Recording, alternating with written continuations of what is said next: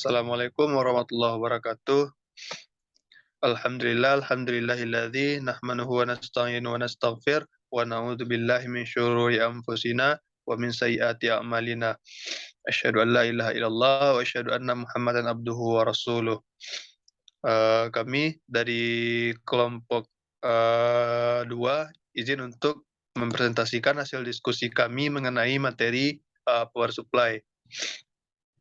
Kelompok kami terdiri dari 2 orang, yakni yang pertama Delia Julianti dengan NIM 210766042 dan saya sendiri Raffi Kurnia Ilahi dengan NIM 210766066. Berikutnya.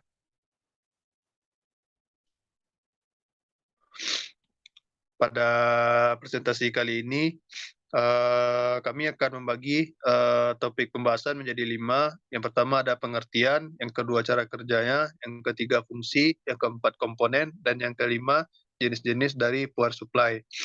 Untuk materi pertama akan disampaikan oleh Delia. Kepada Delia, dipersilahkan. Baiklah, saya akan menjelaskan materi tentang pengertian. Pengertian power supply secara sederhana yaitu sebuah komponen yang memasok daya ke satu atau bahkan lebih beban listrik. Jadi, power supply ini dirancang untuk mengubah beberapa bentuk energi yang berbeda seperti matahari, energi mekanik, kimia, hingga listrik. Pada perangkat komputer dan elektronik lainnya, power supply merupakan komponen yang sangat penting. Apabila tidak ada power supply, perangkat yang digunakan tidak bisa berfungsi dengan semestinya. Untuk mengakses power supply ini, kita bisa melihat kabel yang digunakan untuk mentransfer energi ke perangkat tersebut. Jika kabel tersebut dibuka, di dalamnya bisa didapatkan kotak logam yang berisi kipas dan beberapa kabel yang menghubungkan ke perangkat. Dalam penerapannya pun, power supply bagi komputer terbagi dari beberapa jenis. Yang kedua yaitu cara kerja power supply.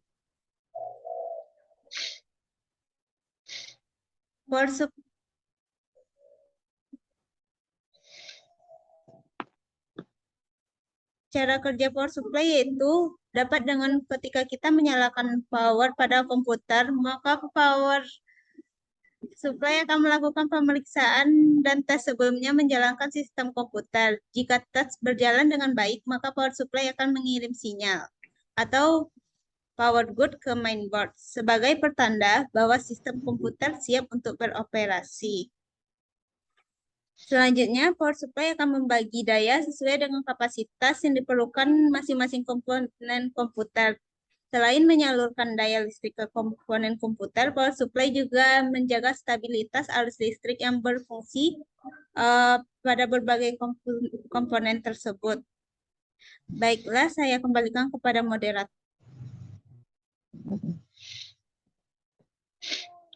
Baik, terima kasih kepada Delia. Baiklah, untuk materi berikut akan saya bacakan, yaitu fungsi power supply.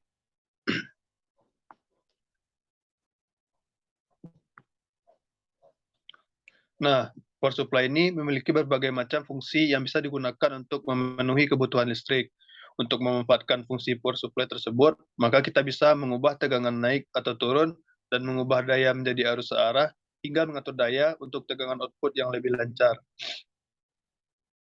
Lebih jelasnya, berikut adalah fungsi-fungsi dari power supply selain menjadi tenaga listrik dan daya perangkat elektronik. Di antaranya yang pertama yaitu mengubah arus listrik agar tidak melebihi batas maksimal perangkat. Kemudian menjadi daya cadangan dalam bentuk baterai, misalnya terdapat pada UPS yang dibuat untuk mencegah listrik mati mendadak saat suplai energi terhenti. Kemudian ada mengubah arus tegangan AC atau alternating current ke arus tegangan rendah atau DC atau direct current. Berikutnya,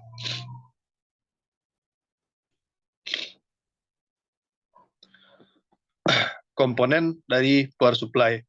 Nah, supaya tegangan listrik yang diberikan ini bisa sukses pada sebuah perangkat, maka diperlukan beberapa komponen pengikutnya. Apa saja di antara komponen-komponen power supply ini? Berikut adalah komponen-komponen dari power supply tersebut.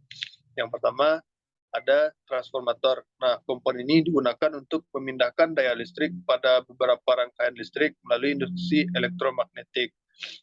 Yang kedua yaitu ada dioda.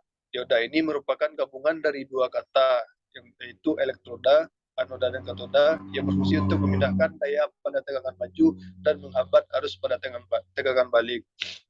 Yang ketiga ada kapasitor.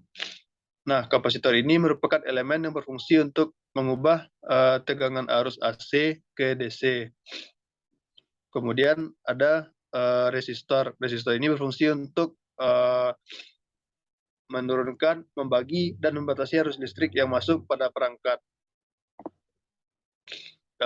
Berikutnya ada IC regulator. Nah, IC regulator ini berfungsi untuk membatasi tegangan akhir yang dihasilkan power supply agar tetap stabil. Kemudian ada LED. LED ini merupakan bahan semikonduktor yang juga terdapat pada power supply. Pada beberapa power supply, LED biasanya digunakan sebagai indikator tegangan ataupun arus. Berikutnya, materi berikutnya itu ada jenis-jenis dari power supply.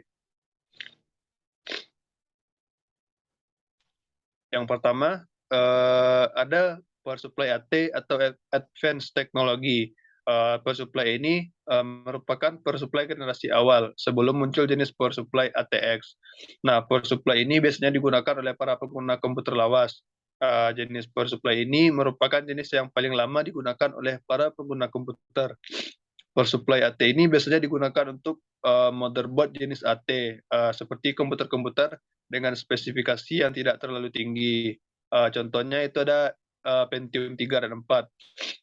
Power supply AT ini diketahui memiliki spesifikasi kabel daya listrik mencapai 12 pin dengan daya listrik yang rendah yakni 250 watt.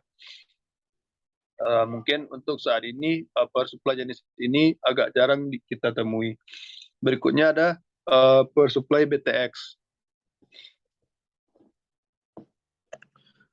Power supply BTX ini digunakan untuk membantu menunjang perangkat komputer di rumah atau perkantoran.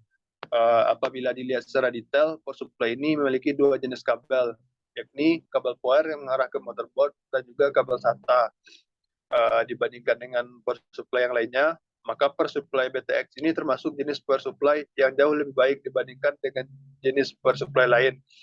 Maka tidak heran apabila jenis power supply yang menjadi salah satu jenis power supply yang paling banyak digunakan oleh pengguna komputer pada saat ini. Berikutnya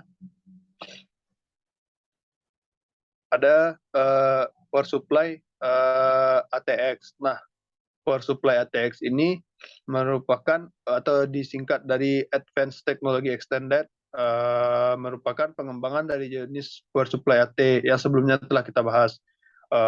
Power supply ATX ini memiliki sistem on-off tersendiri sehingga bisa mempermudah para pengguna untuk mematikannya secara otomatis. Kemudian, power supply ATX juga memiliki daya listrik yang jauh lebih besar dibandingkan dengan jenis TS. Nah, biasanya penggunaan power supply ini diperuntukkan bagi perangkat komputer yang memiliki prosesor AMD, Intel Pentium 3, dan juga Intel Pentium 4. Nah,